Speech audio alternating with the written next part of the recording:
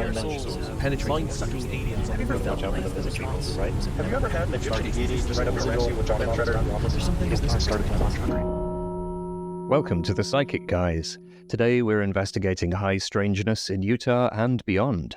We welcome Carl Crusher, a paranormal investigator who's worked at many famously weird locations, featured in the show Beyond Skinwalker Ranch, guides groups at Mount Wilson Ranch, and recently explored abandoned mines near Area 51. Carl uses psychic and transpersonal approaches to the paranormal, including remote viewing, the Munroe Institute gateway tapes, and Buddhist meditation techniques. So he's very much our kind of weird. Welcome, Carl. Hey, thanks for having me. I appreciate it. So for our listeners, can you tell us what you've been working on recently and give us like the potted this year? What are your big projects? What's going on? Yeah, so I've been spending a lot of time with the connections between Skinwalker Ranch and other related phenomenon locations, specifically a place called Mount Wilson Ranch in Nevada that was owned and researched by Bob Bigelow and the Skinwalker Ranch team simultaneously at the same time, but was kept a secret for some reason. And a lot of this research has taken me all around Area 51, the Nevada test site, even the relationship between some of the strange history of the Nevada test site, Las Vegas, and Howard Hughes, and the psychic spy programs of the early days in the United States and how that all developed. And so the more I got into Skinwalker Ranch and around that area, I inevitably was going also to all the ancient petroglyph sites and dealing with a lot of ancient Native American cultures and people helping me understand things from that level. And the connections going through all of that have been really incredible and have guided most of my work up to now and required me to learn some of these skills like remote viewing and everything just to get as far as I've gotten. Yeah, it's like such a deep rabbit hole, isn't it? So you kind of peel one layer off and you end up with more questions rather than fewer. It's frustrating to look at. Me and Brett did a remote viewing project on the Skinwalker Ranch Triangle area where all the weird stuff had been going on for our previous podcast, Cypher, where we were doing like original RV projects every week. And we got some absolutely crazy stuff buried under the mesa there. It was wild. Like we had like a part 2 of the episode that was behind the paywall with all the really crazy stuff, and Brett was like channeling aliens in it, going like, "Oh my god!" They say, "Leave us alone. Stop drilling holes in here." Right? That's pretty common theme. That connection, that consciousness connection with like some sort of quantum entangled phenomenon in these locations. It's almost like an access point or a conduit to some more natural dimension that's connected to the earth. I mean, I have a lot of theories that I've kind of come to around it just based on the experiences and maybe what's going on. But it's still so interlaced with a lot of, government technology and studies that it gets really confusing really quick.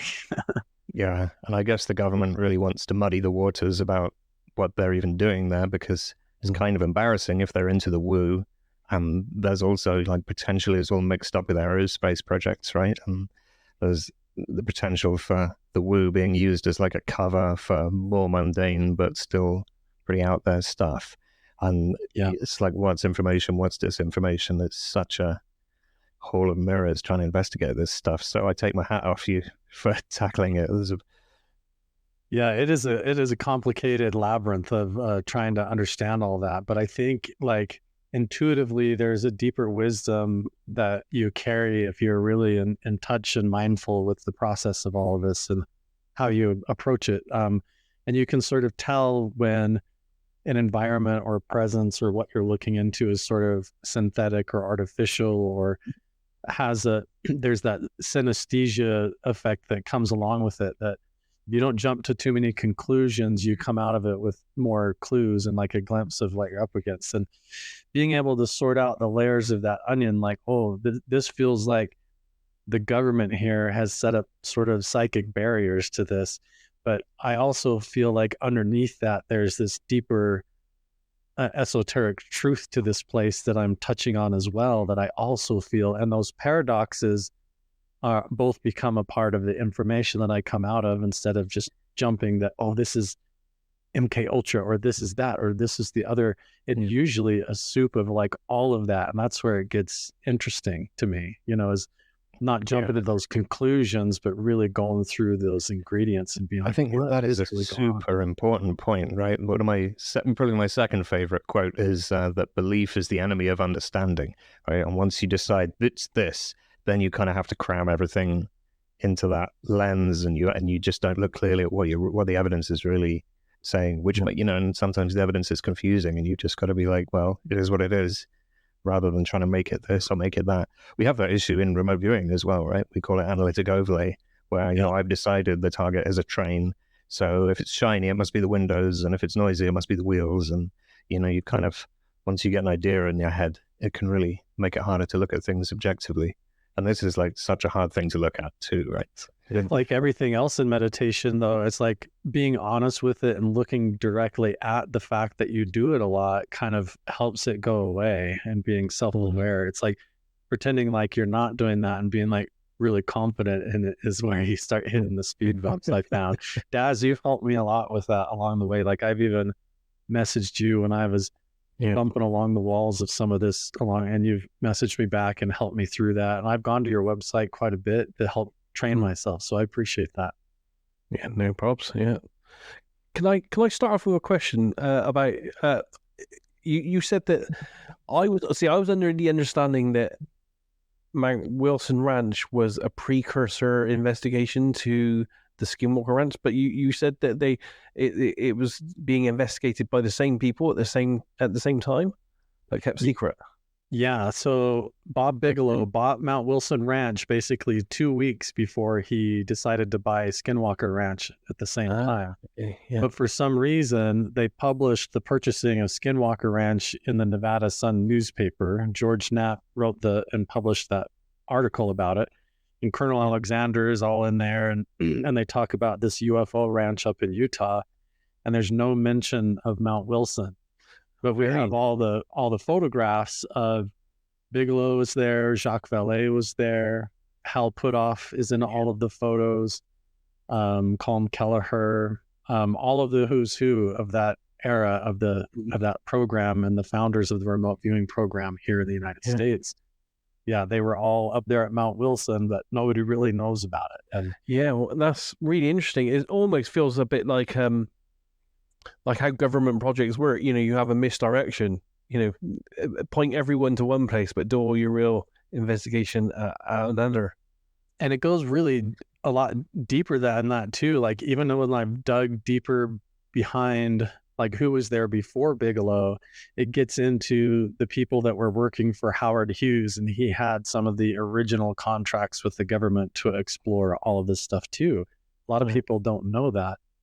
And there's some of those, like the Netflix series Stranger Things, where some of the psychic experiments involved these star camps for kids, where they would have teenagers and Cub Scouts and stuff go to these star camps, and they were doing hypnosis and meditation and exploring some of these things contracted through the government. And some of those legends like Stranger Things all came out of those programs. Yeah. And Howard Hughes was doing a lot of that. And we've literally uncovered so much evidence of Hughes being up there and his people, and there being actual star camp for kids up there at Mount Wilson Ranch, even before Bigelow got there, that it's really made me wonder, how long this has been going on, clear back to World War II, when a lot of this stuff really was getting looked at for the first time.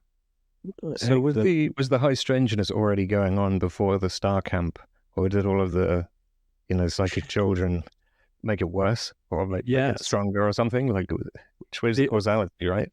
The original legends up there all come from the stories out of the Nevada test site, Nellis Air Force Base, which is down by Las Vegas. And the stories are that the pilots that were going up doing test flights and things were flying up north of Vegas in the desert up there where Area 51 is now, but it wasn't then. And there was these spots up there where they were seeing what they called fast walkers, which were these balls of light or these toroidal shapes of light and these giant craft flying around in the sky, basically stereotypical UFOs. But these were seen going and absorbing directly into the bottom of these mountains. And that created this whole side program where they were trying to use the newly developed radar defense systems to track these things, because they were initially setting up radar defense to defend against Germany and Russia and all that. Yeah. But when they turned those systems on, they didn't just catch airplanes and incoming missiles. They caught all of this other stuff too that they didn't expect, and that led them to certain locations, and also uncovering that the Germans and the Russians were involved in these psychic spy programs, dealing with it already ahead of the United States government. And Mount Wilson Ranch has all the evidence there that even before Area 51 was created, it was one of those hot spots where these fast walkers were going in and out of the ground.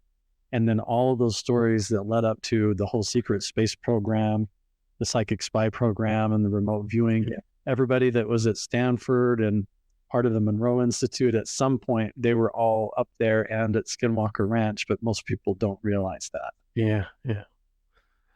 And do the stories and the experiences go back to the indigenous tribes and as well? Excellent.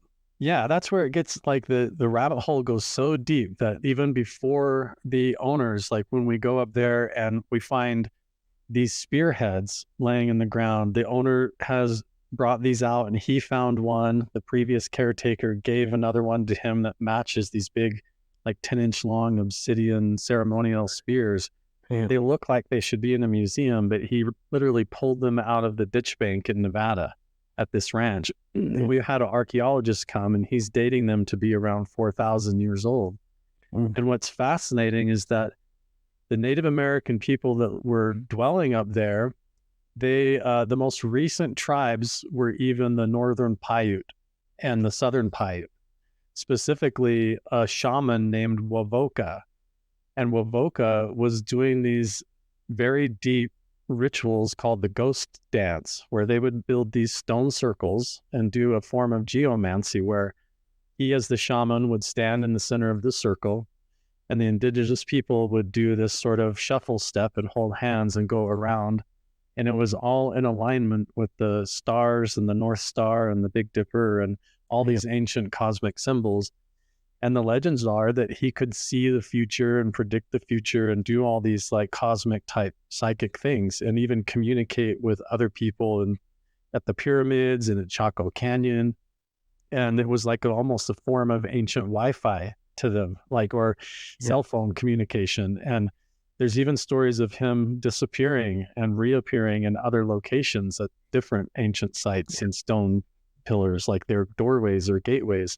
And there's evidence of all that up there at Mount Wilson Ranch and even down in the valley where Area 51 was built. Wow. All of the petroglyphs right by Area 51 all depict the star people and portals opening and all kinds of ancient information. That's amazing to hear about the legends of people disappearing and the connection to Chaco Canyon and to Egypt, because we've had that stuff come up in remote viewing sessions on Chaco Canyon. They got a bunch of portals, and I think they were doing some question relating to the history of the indigenous people there. And all the viewers were like, "Oh, there's these swirly portal things," and in the analysis, they just kind of gloss over that and don't mention it. But all the viewers saw it and were just like, "I don't even know what I'm looking at." And then when we did the Grand Canyon, we were targeted with what's the most interesting archaeological site there. So we don't know exactly where we were. We just wanted something interesting, and we got the most science fiction, crazy stuff about all the caves where you're not allowed to go to, and some totally crazy historical events with really weird creatures and beings and portals and the connection to ancient Egypt. And this was so sci-fi. I remote viewed it and I still can barely believe it. It was nuts. That thing was fighting us off as well. We got a bit of a hitchhiker effect from that one that was bad too. Have you experienced any hitchhiker type stuff when you're dealings and delvings with this? I have. And I've had some very strange ones where the hitchhiker effect has sort of created realizations or epiphanies that connected back to experiences that I had as a child and things, to where it makes me question like linear time and all of that, like very strangely, where something occurs. You've got to tell that story. That's really interesting. Yeah, all of that. But first of all, to speak on the idea of it being the strange esoteric stuff, like when you go to Chaco Canyon or the Grand Canyon and running into that, I had to really run into the boundary and the paradox between that struggle for analytical overlay, where I'm always trying to jump to conclusions.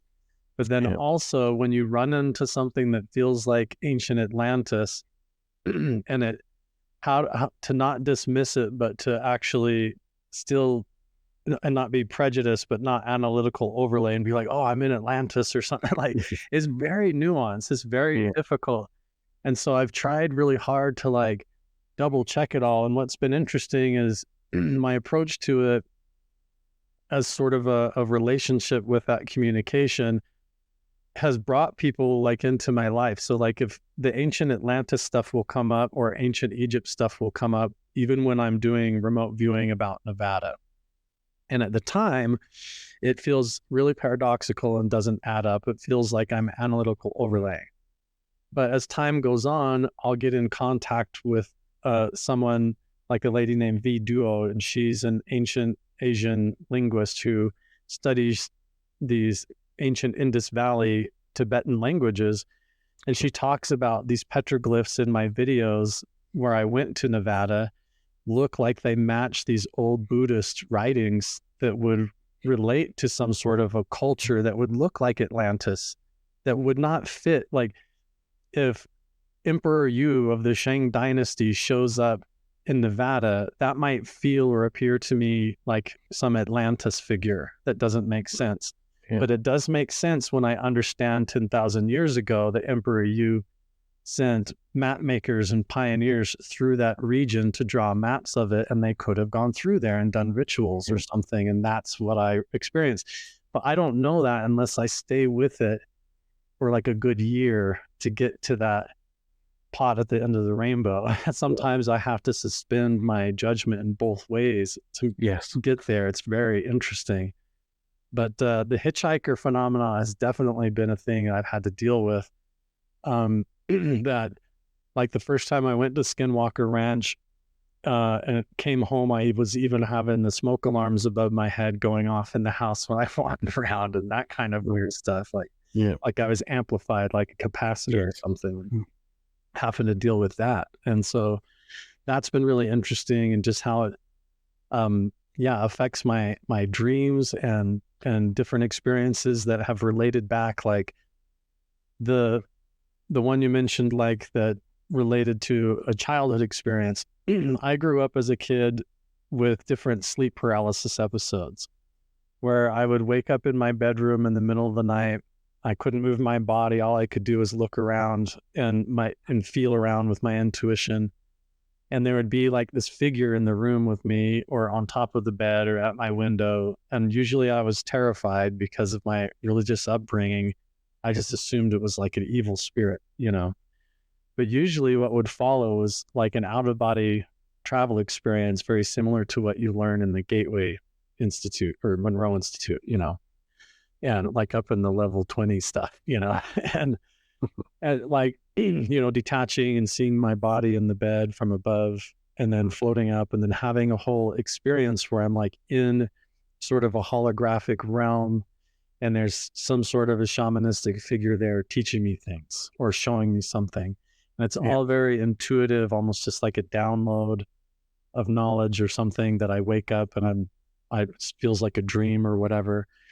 But albeit like at Skinwalker Ranch or I went to a specific petroglyph site when I was going through like the death of my father and going through a divorce. I went on a hike to this petroglyph site and totally had like a reawakening of all these childhood experiences and a healing and a explanation given to me about why I was going through all these things I was going through and how I needed to do this new thing now that I'd been avoiding and all this stuff. And so all these threads clear back into my childhood suddenly stitched together behind the tapestry that I didn't see coming, that made the picture make sense on the front. Yeah. There's a great quote from Steve Jobs, which is, "You can only join the dots looking backwards." Because amazing how things kind of maneuver in, and then you're like, looking forward. I didn't think I was going to be here, Looking forward feels like going off a waterfall. Yeah. Yeah. I just got to roll with it, though, right? Leap of faith. Right. Sounds like some awesome experiences, and not too dissimilar from, I guess, many of us going, who have like psychic journeys through our lives. Really, mine it's not too dissimilar to yours in a way, and my pathway, that made me move through classical psychic stuff to finding remote viewing, and along the way, I encountered UFOs, and I'm stuck on them ever since. But also, I went to all the ancient sites in the UK as well, because I live quite close to Stonehenge and all the areas like that, and then the crop circles as well, which really in 1989 that really opened it up for me. So almost a very similar spiritual journey to what you've gone on, I think, as well. Yeah, it's really validating. Like running into you guys online and having these kinds of conversations has helped explain a lot of what used to just be terrifying experiences to me growing up. And now I've come to understand through these kinds of networks and meeting all of you and studying and learning from your experiences as well and relating to them, that also learning from my Native American friends and realizing how deep that goes and what a natural thing it is to be experiencing these things. To see UFOs isn't something like bizarre or crazy within the proper context of understanding human consciousness and evolution and how reality actually works. Like when you really get the idea of the planet that we're on and how we're interfaced with that, and how linear time is really an illusion that's flexible and things like that. All of that gives that hindsight looking back, and it makes more sense and helps you deal with it going forward, to where suddenly you feel, for me, it was like finally picking up the reins and taking control of all this stuff that was just happening on its own. It wasn't something that I had to like, I'm going to go and get into remote viewing and out-of-body travel. It was more like, I need to figure this out because I'm having things that I'm interpreting as like poltergeists and paranormal experiences that are affecting me, so I need to deal with this. And now I'm at the point to where it's not just about the ancient cultures. I'm really interested as well in like the kind of the people historically that have really dug into this and studied it, and what their theories and thoughts are on it and about it. And they all got into UFOs, and they were into aliens and this idea of the underworld and how consciousness interfaces with the core of the earth and manifests our reality, and all these deeper levels of stuff that suddenly you don't feel so crazy, and you can, it brings into focus everything that's happening in your life, and suddenly you have the tools, or can start working with yourself and with some way of understanding it, where before it was just like constantly having nightmares and not knowing what's going on and feeling like I'm being pulled on some kind of a migration or something's calling me for a purpose, and now it's like I have the mindfulness tools and the ability and the network of friends to put it into context and do something with it. Awesome. Yeah. Sounds like you find your pathway now. So where do you sit on the UFO UAP phenomena spectrum then? Are you like leaning towards it's all a psychic phenomena, something to do with consciousness or alternate dimensions, or are you over on the like it's a physical tin can floating in space with little green men sort of fair?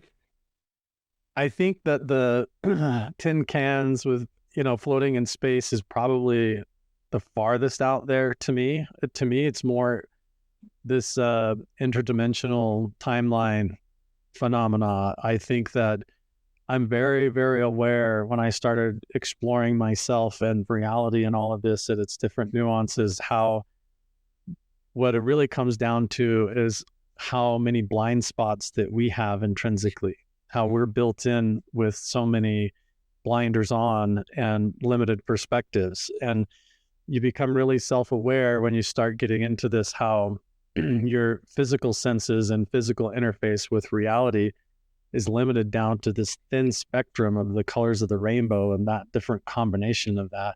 And that's basically all you see. And what's out in front of you is just this small circle that's in focus, and the rest is kind of this blurry assumption, you know, especially behind us. And the rest of it really relies on this foundation of the non-physical that's going on all around us all the time, that we just treat as this invisible realm. It's all built on these assumptions of consciousness. And so I think that the room for aliens and extraterrestrials and other forms of consciousness in life, understanding that and being better equipped at traversing our dimensions of reality, is totally more possible there within that. And it doesn't even take spaceships. In fact, I think like trying to get to Mars on a spaceship is the worst way to go.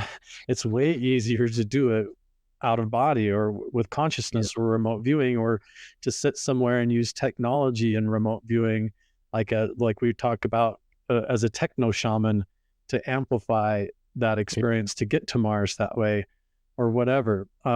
That sort of like quantum leaping that we're talking about.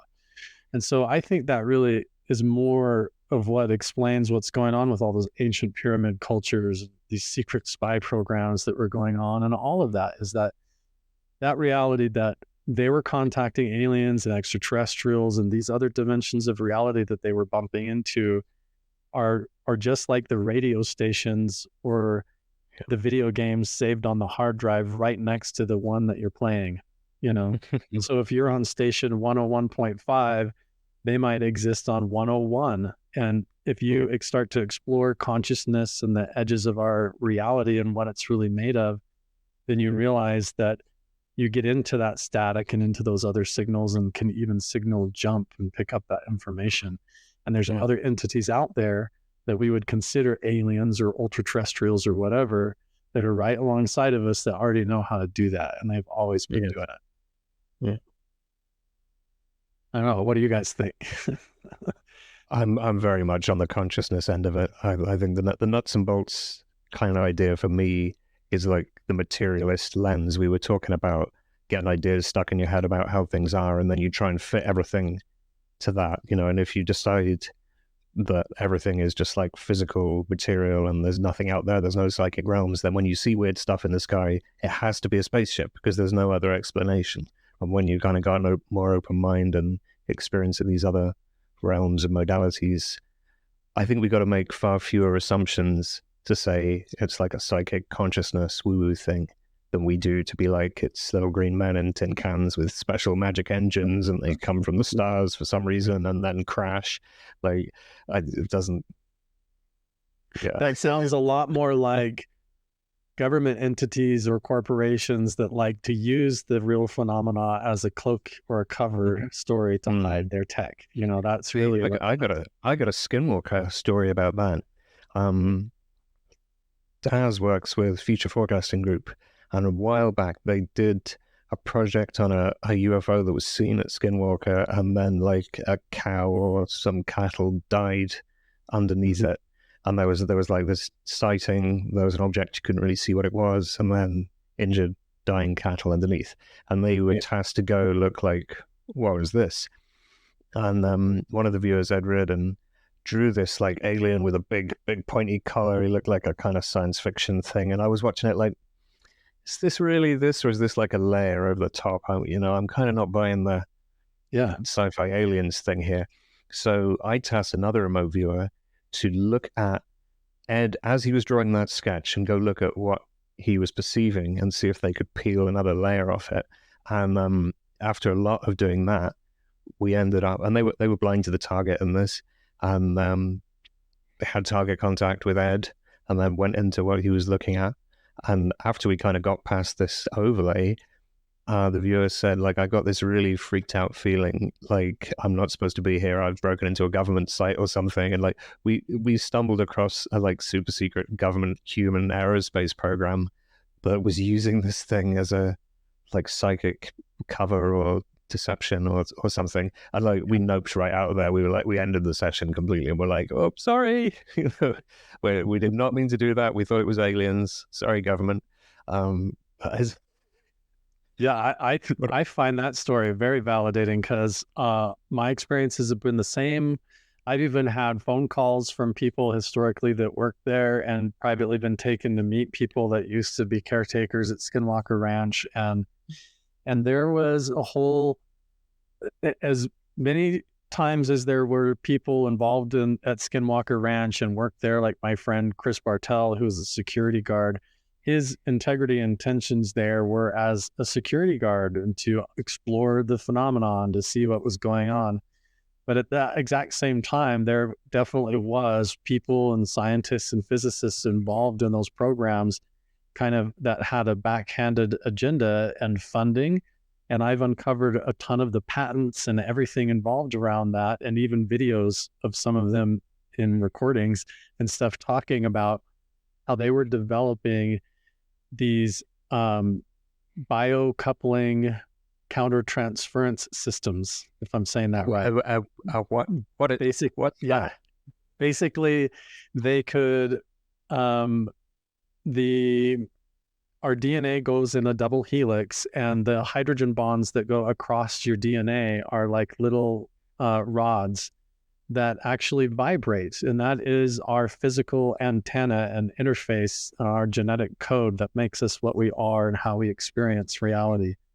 And they were figuring out clear back into World War II that there was a program where the Russians had taken a rabbit and separated the baby from its mother. And they say it's a rabbit. We hope it's rabbits, right? They took the baby away from the mother and they took the baby down on the submarine. And when they did hurtful things to the rabbit on the submarine, they were able to measure instantaneously consciousness reactions and responses to the brain waves and of the mom clear back in the lab. And they realized that there was this coupling, that the consciousness, even at the level of a rabbit, is a non-local to the body. Yeah. And that is connected through DNA at this frequential level or this vibratory level. And so they tried to develop ways to basically target a person's DNA and their brain waves and isolate specific parts of that and send information just like you would through fiber optics, through satellite signals and everything.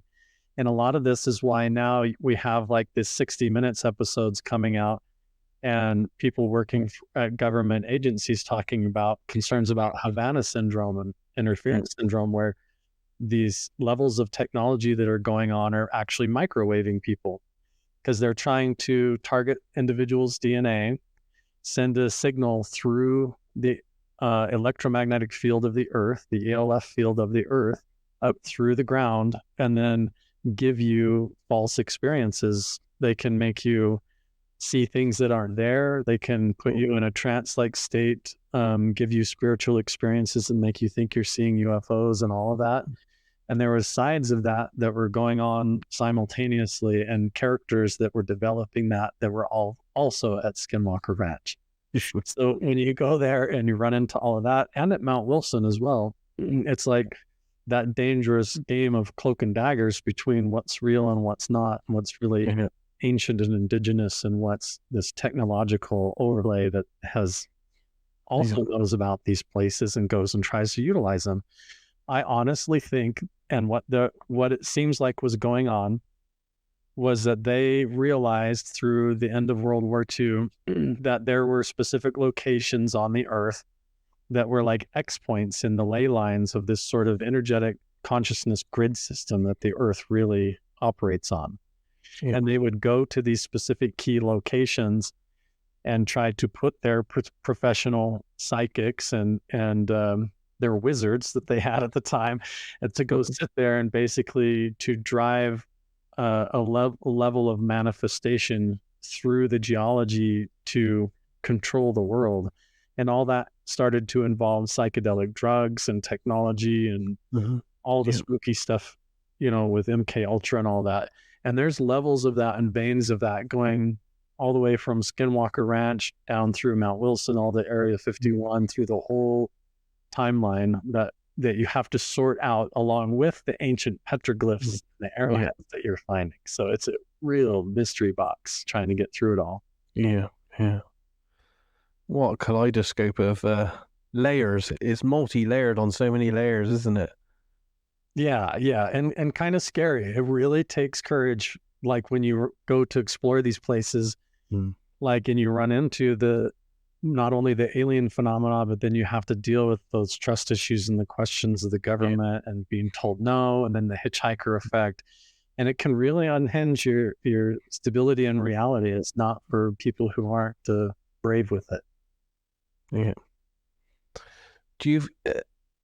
There seems to be some indicators of like portal type behavior at these ranches. Do you think that is the main thing that's going on there, or do you have a theory of because we know, as you said, that it goes back to ancient times, and so it's not a modern technology, although there may be instances or interference with that now.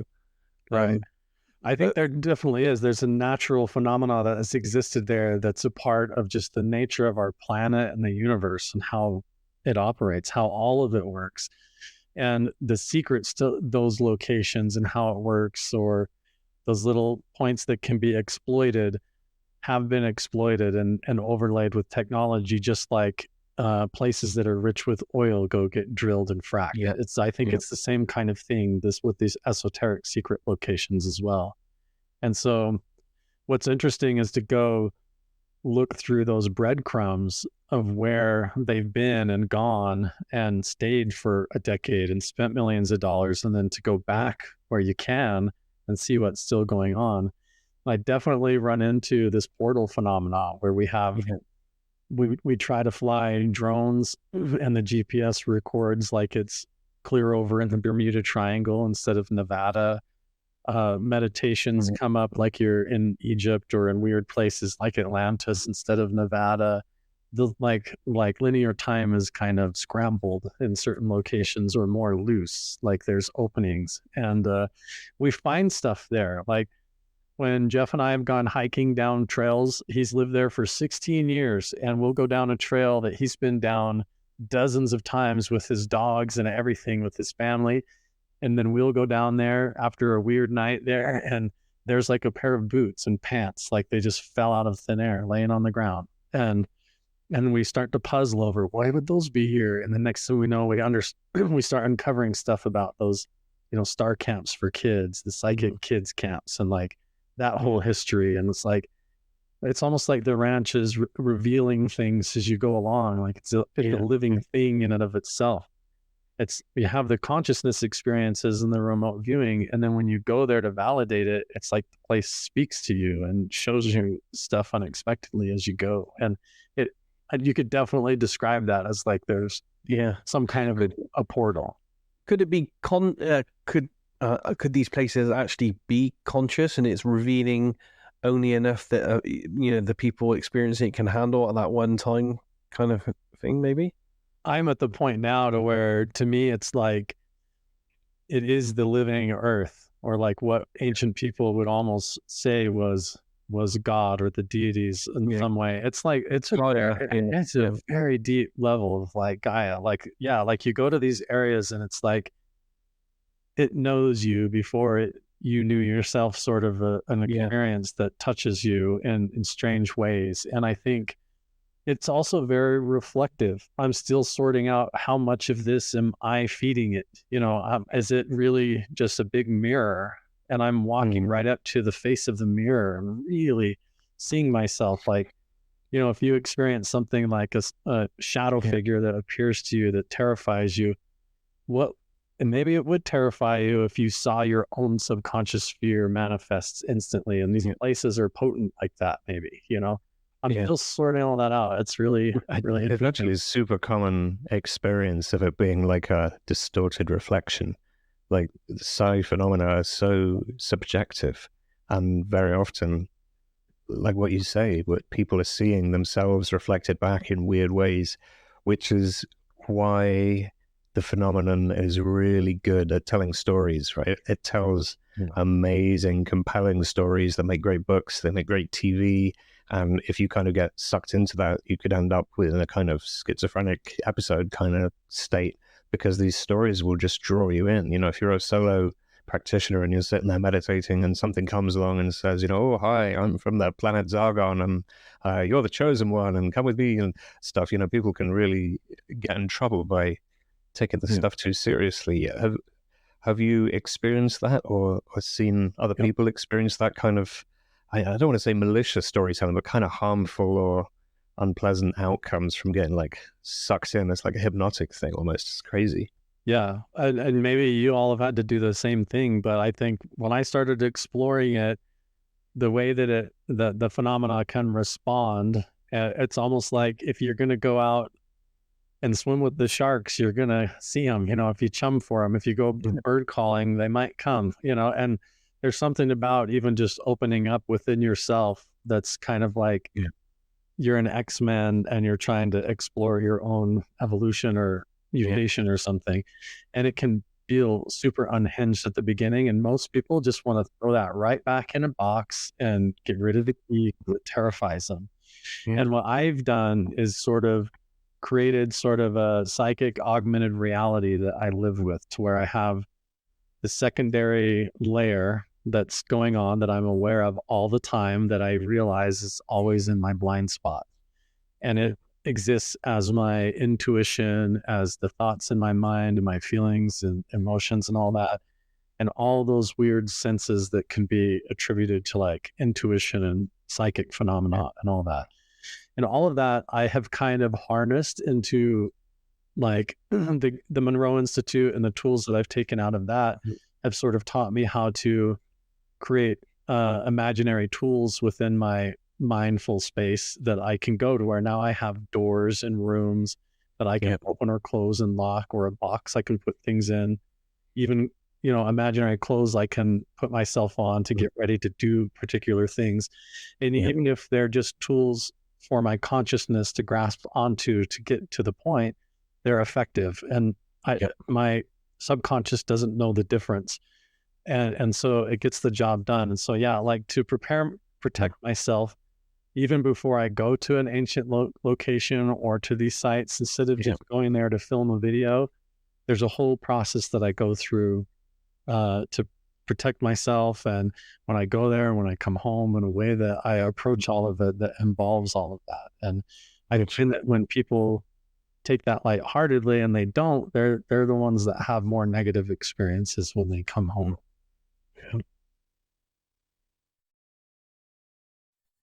Josh, have you got some techno shamanism questions? I'm definitely curious. I'm intrigued as someone who's of a similar persuasion. What sort of technology do you employ in your practice that you've branded yourself in the techno shamany way? Yeah. So the biggest one right now is, maybe you can see it right behind me on the shelf right here. There's this like Himalayan salt thing, and there's a plaster cast of Bigfoot, and then there's this light blinking.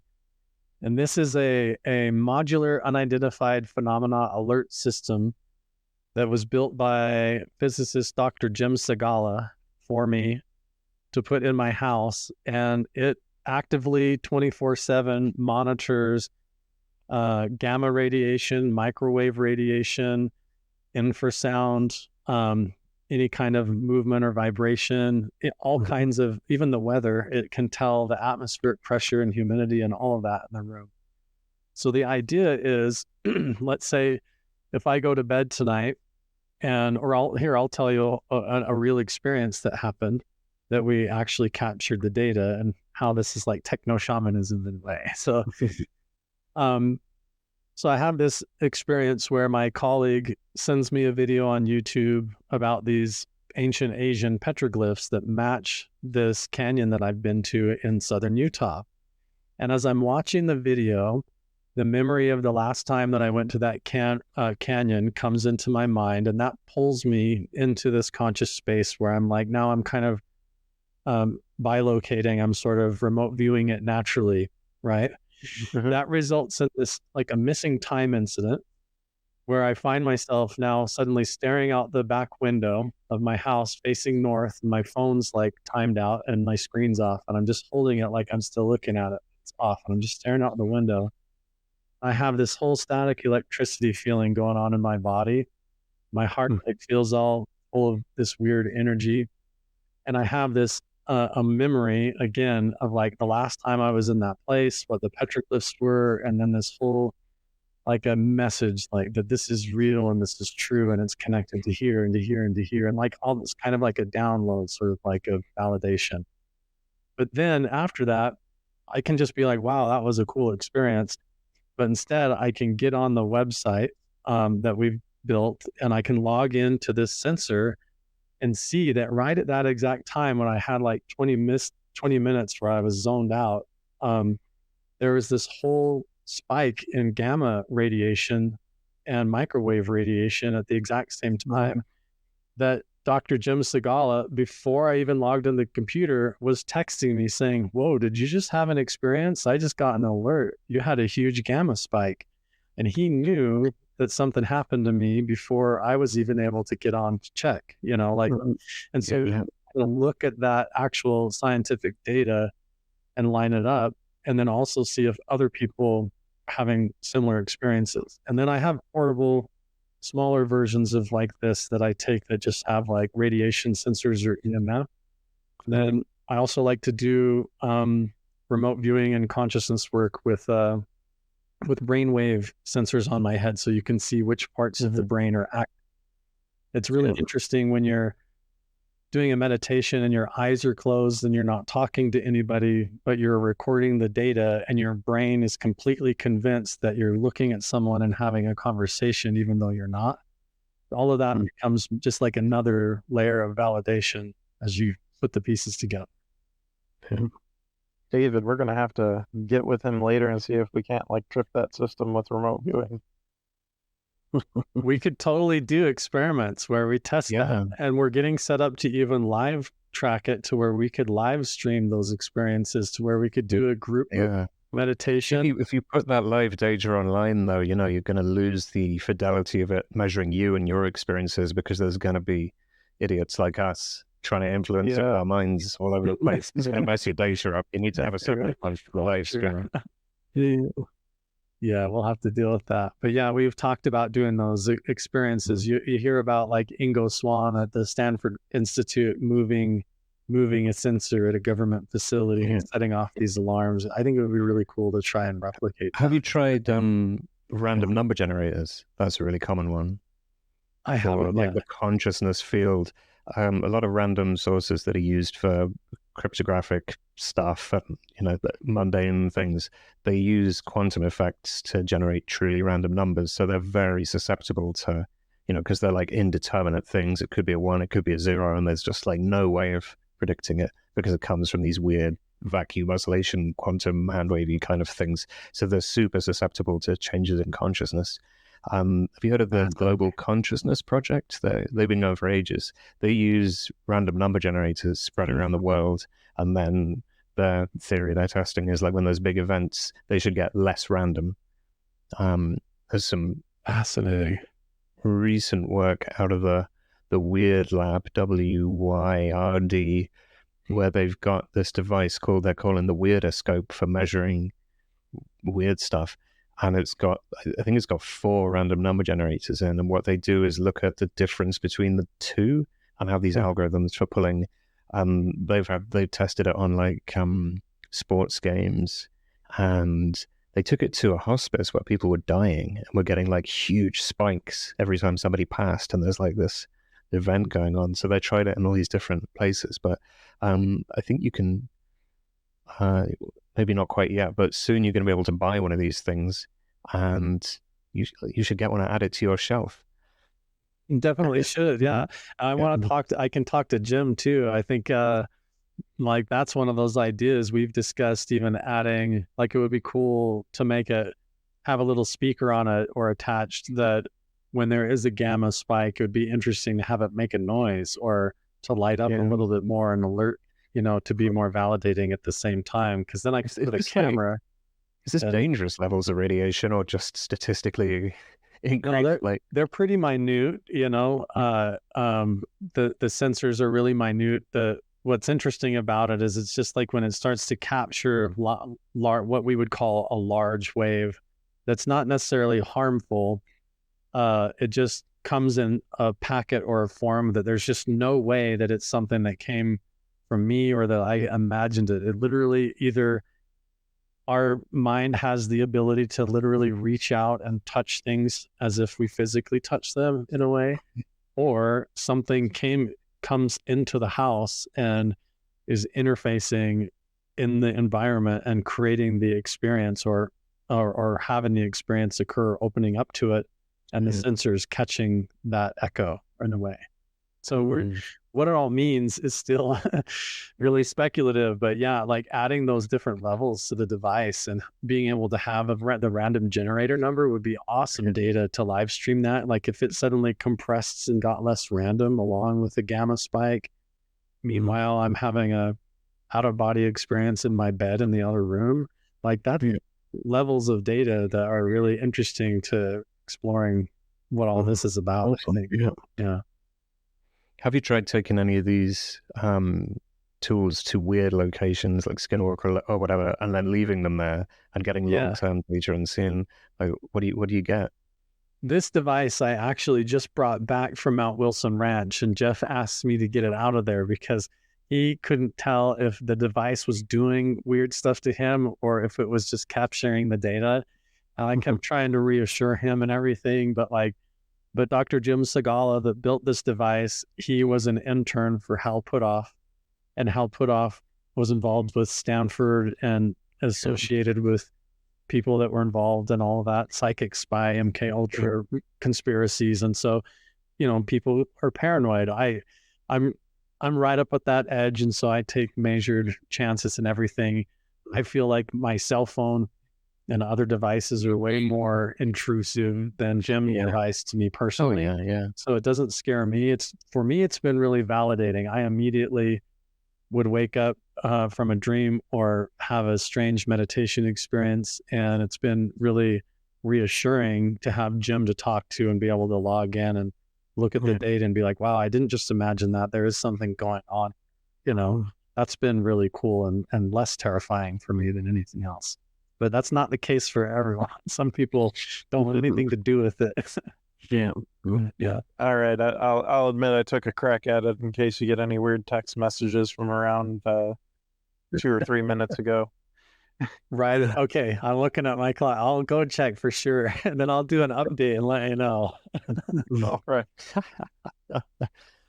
It should capture it if you focused on it. It could definitely do it. Oh, we could do a bit of a group effort at a set time. It seems, just like the phenomenon more broadly will kind of mess with you, right?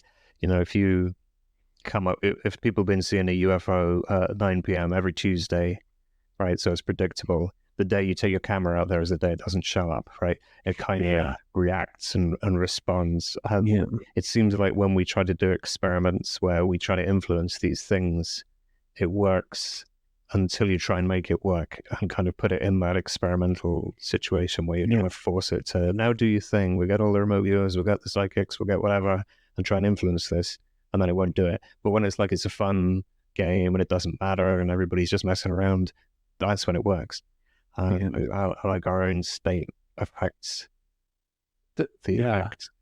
I think a lot of times, we interpret that reflex that occurs as some kind of a trickster or something very personal to us.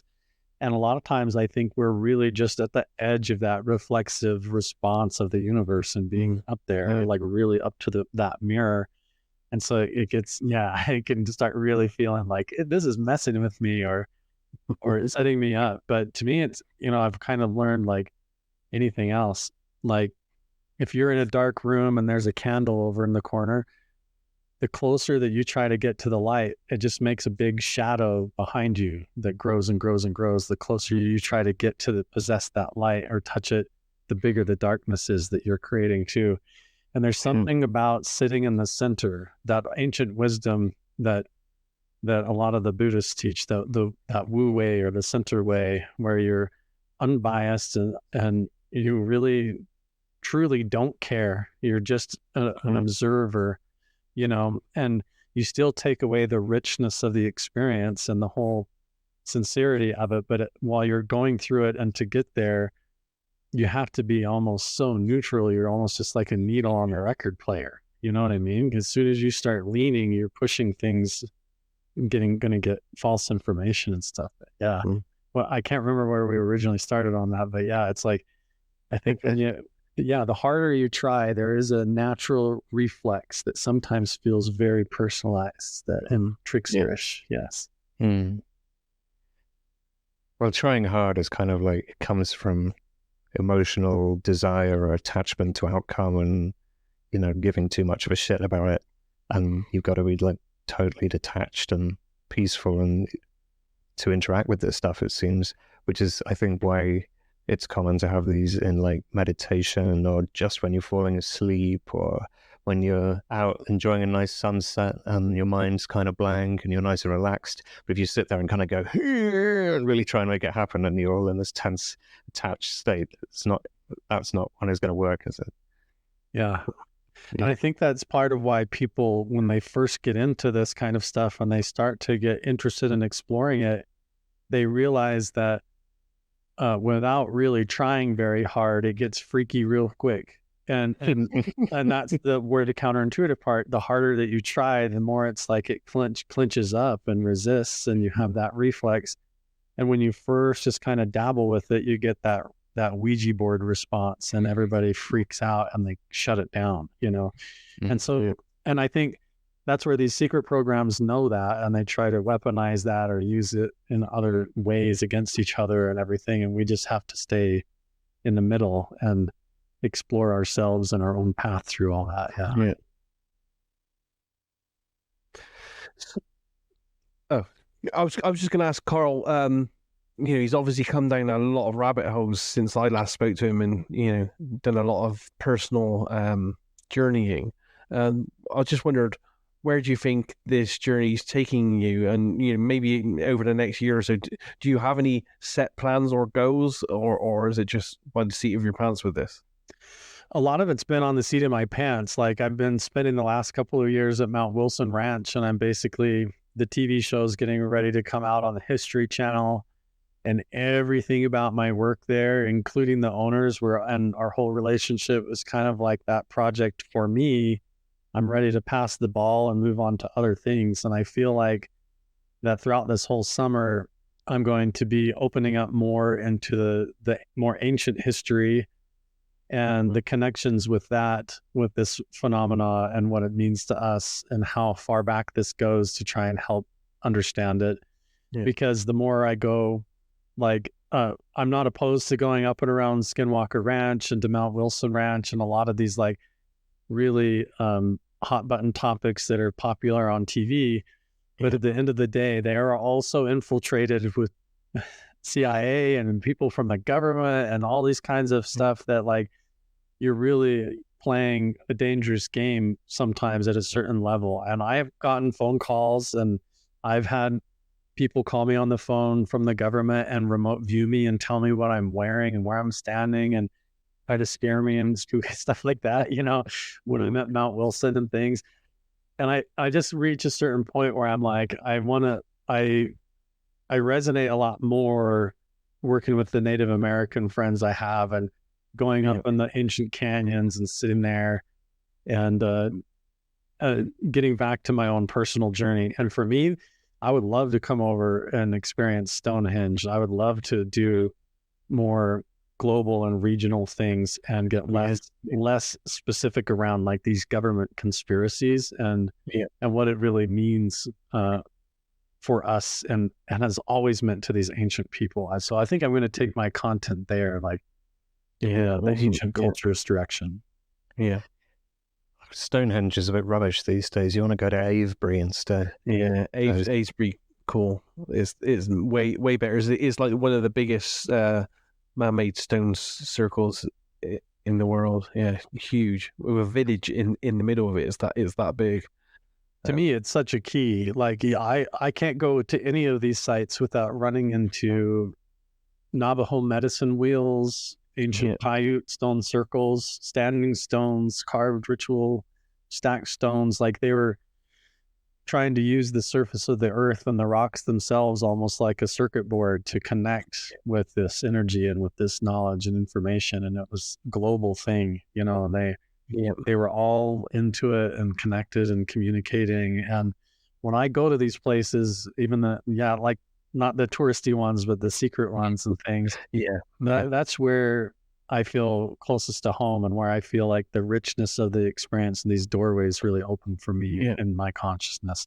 I feel like what normally at home and in the city or whatever I struggle to do there is just this pure signal that has been there for thousands of years untainted by modern society, you know, and it's just like going into this clean thing. Like in the movie Tron, when they go and they drink out of the river in the source code, and it's like, whoa, like it feels like that when I go do that. It really does.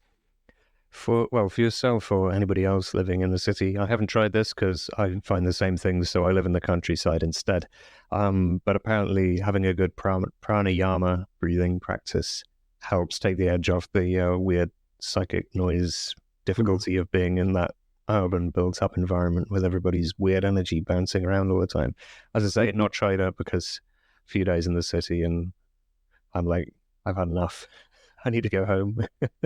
Yeah, you realize at the same time when you get into this kind of stuff, you become sensitive to all the junk signals, the artificial stuff, the ocean of radio and satellite waves and the ALF and all that junk that we're swimming in that most people just walk around completely blind to.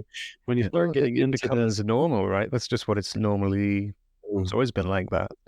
Yeah, it becomes your regular default mode, and then when you become self-aware, you can feel that static and how much it's affecting you. Yeah.